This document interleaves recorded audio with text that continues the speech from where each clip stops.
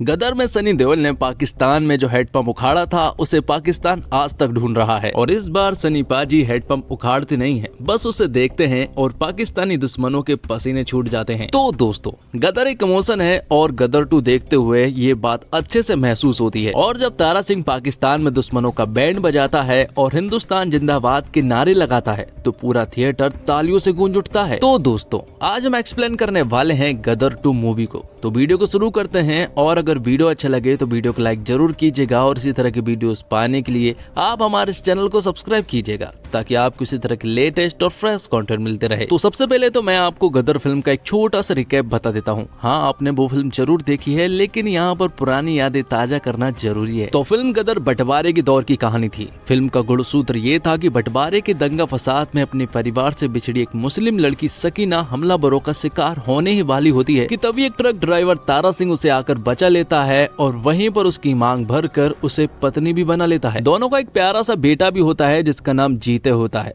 तारा सिंह अपनी पत्नी को पाकिस्तान से वापस लाने की जद्दोजहद करता है और वहीं तारा सिंह अपने प्रेम की ताकत के रूप में सामने दिखता है। लेकिन इस बार कहानी 1971 के भारत पाकिस्तान युद्ध से ठीक पहले की है। सकीना के पिता अशरफ अली को तारा सिंह की मदद करने के आरोप में फांसी दी जा चुकी है और ये बात सकीना को भी मालूम है। और इस फांसी के पीछे सबसे बड़ा हाथ था हामिद इकबाल का, जो कि अब पाकिस्तान का जनरल बन चुका है और वो हिंदुस्तान से बहुत ज्यादा नफरत करता है और उससे कहीं ज्यादा तारा सिंह से। जिसके बाद सीन पठानकोट में शिफ्ट होता है, जहां पर कि हम सन्नी पाजी मतलब कि तारा सिंह को देख पाते हैं। तारा सिंह अब अपने ट्रकों से आर्मी के कुछ सामानों को ले जाने लाने का काम करता है। इसी बीच तारा सिंह को कर्नल रावत बुलाते हैं और वो तारा सिंह से कहते हैं कि इस बार जंग के आसार नजर आ रहे हैं। उन्हें ऐसा लग रहा है कि इस बार जंग होकर ही रहेगी और इसलिए वो पहले से तैयार रहना चाहते हैं। इसलिए वो तारा सिंह से गुजारिश करते हैं कि उन्हें बहुत सारे ट्रकों की जरूरत पड़ सकती है। तब तारा सिंह उनसे कहता है कि वो हिंदुस्तान के लिए हमेशा तैयार रहेगा। अब अगले सीन में तारा सिंह के घर के सीन को दिखाया जाता है, जहाँ पर कि हम तारा सिंह की पूरी फैमिली को देख पाते हैं,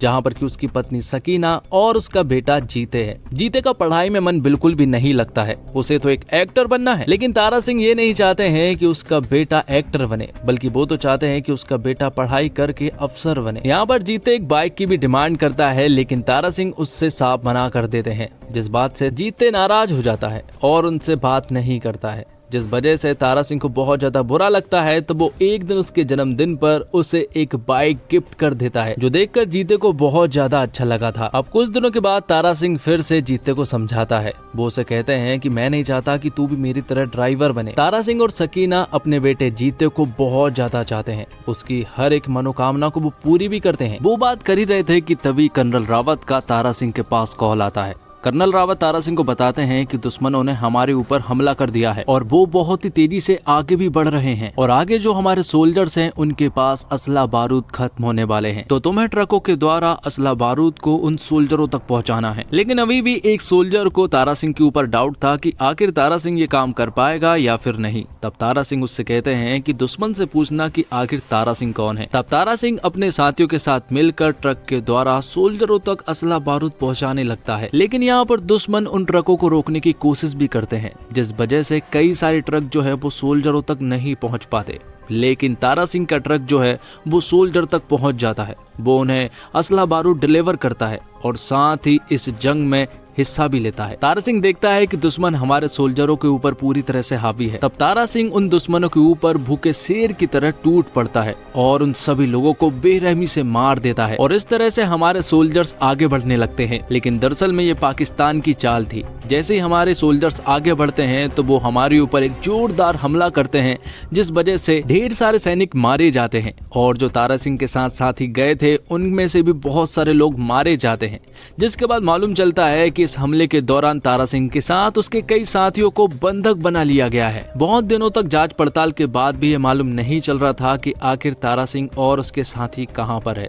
लेकिन कुछ इन्वेस्टिगेशन के बाद मालूम चला है कि तारा सिंह और उसके साथी पाकिस्तान की कोट लखपत जेल में बंद है। और ये बात जब सकीना और जीते को मालूम चली तो उनका बहुत ही ज्यादा बुरा हाल हो गया था, क्योंकि उन्होंने ये कभी भी नहीं सोचा था कि एक दिन तारा सिंह पाकिस्तान की ऐसी जेल में बंद हो जाएगा जहां से उनका वापस आने का कोई भी चांस नहीं है। लेकिन जीते अपनी माँ को इस तरह से नहीं देखना चाहता था। इसलिए वो डिसाइड करता है कि वो पाकिस्तान से अपने पिता को लेकर जरूर आएगा। इसलिए वो अपनी माँ के पास एक चिट्ठी छोड़ता है और तुरंत ही नकली वीजा और पासपोर्ट से पाकिस्तान में दाखिल हो जाता है। तो जीते पाकिस्तान में एंटर होने के बाद सबसे पहले गुल्लू से मिलता है, जो कि तारा सिंह का बहुत ही अच्छा दोस्त था, और उसी के द्वारा जीते को मालूम चला था कि तारा सिंह जो है अपने साथियों के साथ कोट लखपत जेल में बंद है और वहाँ पहुँचने का सिर्फ एक ही रास्ता है। वहाँ हर रोज बिरयानी जाती है और अगर तुम उस बिरयानी वाले की जॉब ले लो तो तुम वहाँ तक आसानी से पहुँच सकते हो, लेकिन उससे पहले तुम्हें मुस्कान नाम की एक लड़की को पटाना होगा, क्योंकि मुस्कान ही वो लड़की है जो कि बिरयानी बनाने वालों को जॉब देती है। जो भी सबसे अच्छी बिरयानी बनाता है वही इस जॉब के हकदार रहते हैं। मुस्कान को फिल्म देखने का बहुत शौक है और उसका फेवरेट राजेश खन्ना है, और ये बात जीते को बहुत ही अच्छे से मालूम चल जाती है। तब वो मुस्कान के करीब आता है, वो उसे फिल्मी तरीके से पटाता है। यहाँ पर मुस्कान को भी कहीं न कहीं अब जीते बहुत ज्यादा पसंद आने लगा था, लेकिन एक दिन मुस्कान को जीते की सच्चाई मालूम चल जाती है। तब जीते भी यहाँ पर मुस्कान को सब कुछ सच सच बता देता है। वो उसे बता देता है कि वो कोई आतंकवादी नहीं है, वो बस अपने पिता को यहाँ से बचाने के लिए आया है। मुस्कान को जीते से प्यार हो गया था।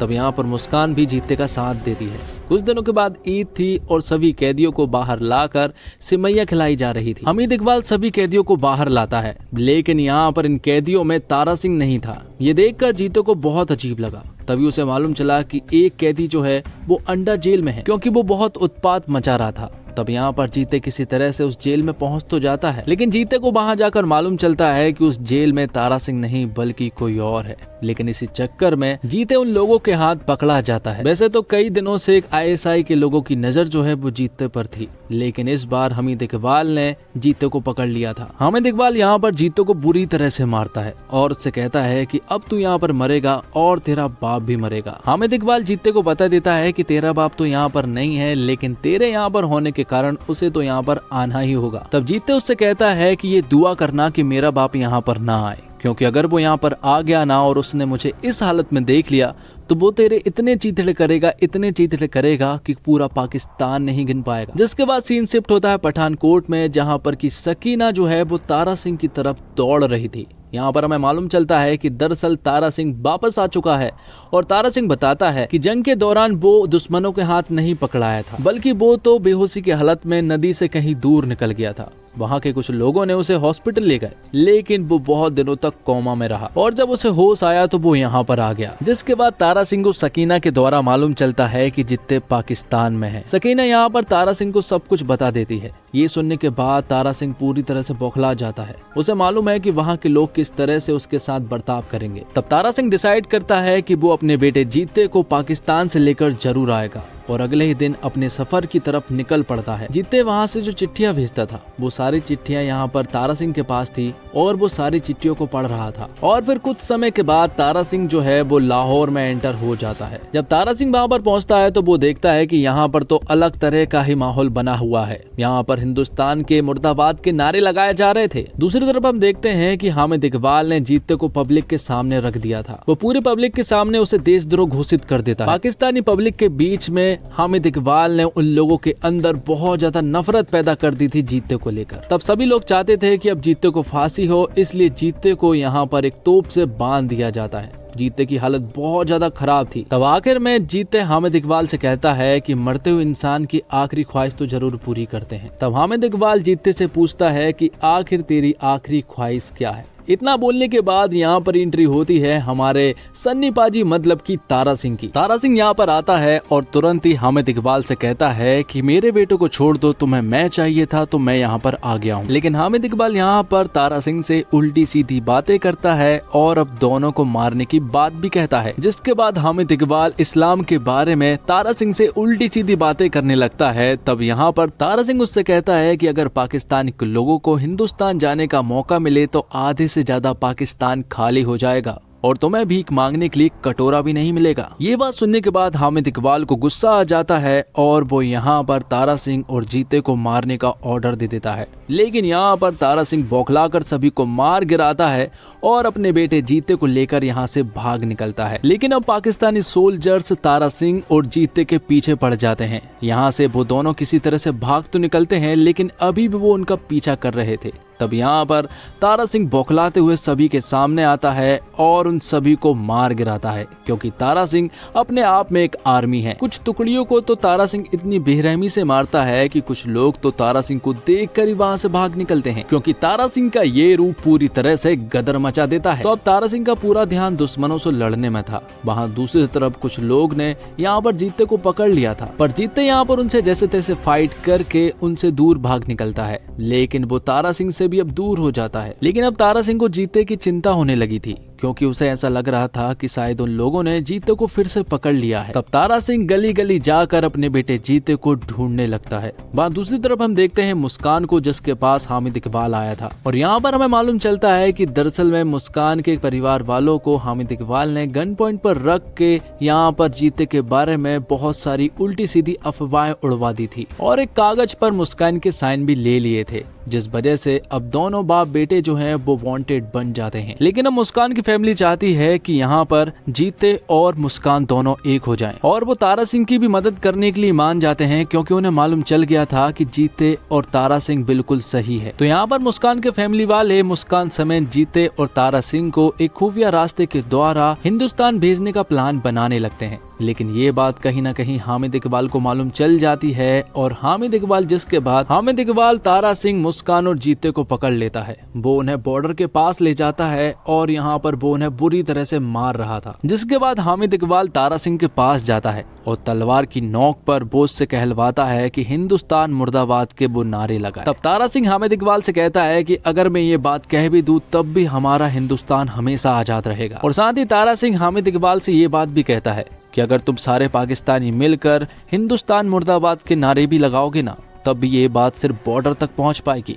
लेकिन अगर सारे हिंदुस्तानी ने मिलकर हिंदुस्तान जिंदाबाद के नारे लगा दिए तो पूरा पाकिस्तान फट जाएगा। और ये बात सुनने के बाद हामिद इकबाल सभी को मारने की कोशिश करने लगता है, लेकिन तभी तारा सिंह जो है वो गदर मोड पे आ जाता है और सभी के चीथड़े उड़ाना शुरू कर देता है। वो यहाँ पर उन सभी लोगों को बेरहमी से मारना शुरू कर देता है। हामिद इकबाल के पास पूरी की पूरी आर्मी थी, लेकिन हमारे पास तारा सिंह था जो कि किसी आर्मी से कम नहीं था। तारा सिंह के साथ जो साथी थे वो भी यहाँ पर बंधक थे। तो तारा सिंह उन्हें उनके चंगुल से छुड़ाता है और एक तोप के द्वारा वो बॉर्डर की तरफ बढ़ने लगते हैं। लेकिन यहाँ पर हामिद इकबाल की बहुत सारी तोपें थी जिनका सामना तारा सिंह की एक लौती तोप को सामना करना था। लेकिन यहाँ पर वो बहुत ही बहादुरी से लड़ते हैं, जिसमें कि तारा सिंह का बेटा जीते और उसके साथी भी उसका साथ देते हैं। और यहाँ पर वो हामिद इकबाल के ढेर सारे लोगों को मजा चखा देते हैं। ये एक रनिंग फाइट थी जिसमें कि तोप आगे बढ़ रही थी और वो सभी लोग बॉर्डर की तरफ जा रहे थे। जैसे जैसे आगे बढ़ते जाते हैं, आगे चल के हामिद इकबाल उन सभी लोगों को पकड़ लेता है। लेकिन उसे इस बात का एहसास होता है कि वो तो इंडिया में पहुंच चुके हैं। तो अब हामिद इकबाल तारा सिंह और उसके साथियों का कुछ भी नहीं कर सकता था, क्योंकि यहाँ पर कर्नल रावत पहले से ही उनका इंतजार कर रहे थे अपनी पूरी की पूरी फौज के साथ। यहाँ पर कर्नल रावत जो है वो हामिद इकबाल से कहता है कि मुझे तुमसे कोई लेना देना नहीं है, तुमसे तो हमारा तारा सिंह ही बात करेगा। तारा सिंह यहाँ पर हामिद इकबाल को बहुत देर तक भगवत गीता और कुरान का ज्ञान देता है। वो उसे एक चुनने के लिए कहता है और यहाँ पर हामिद इकबाल गीता को चुनता है। तब तारा सिंह बौखलाते हुए हामिद इकबाल से कहता है कि तू दोनों को चुन सकता था और इसी बात का फर्क है कि तू कभी नहीं सुधर सकता। लेकिन तारा सिंह यहाँ पर हामिद इकबाल को जिंदा छोड़कर यहाँ से जाने लगता है। लेकिन हामिद इकबाल अभी भी बाज नहीं आने वाला था। वो पीछे से तारा सिंह को मारने की कोशिश करता है, लेकिन उससे मारने से पहले कर्नल रावत के सारे फौजी हामिद इकबाल को मार गिराते हैं। और आखिर में पाकिस्तानी सोल्जर भी हामिद इकबाल को गोली मारते हैं, क्योंकि उन्हें भी समझ आ गया था कि हामिद इकबाल बहुत ही गलत आदमी है। तो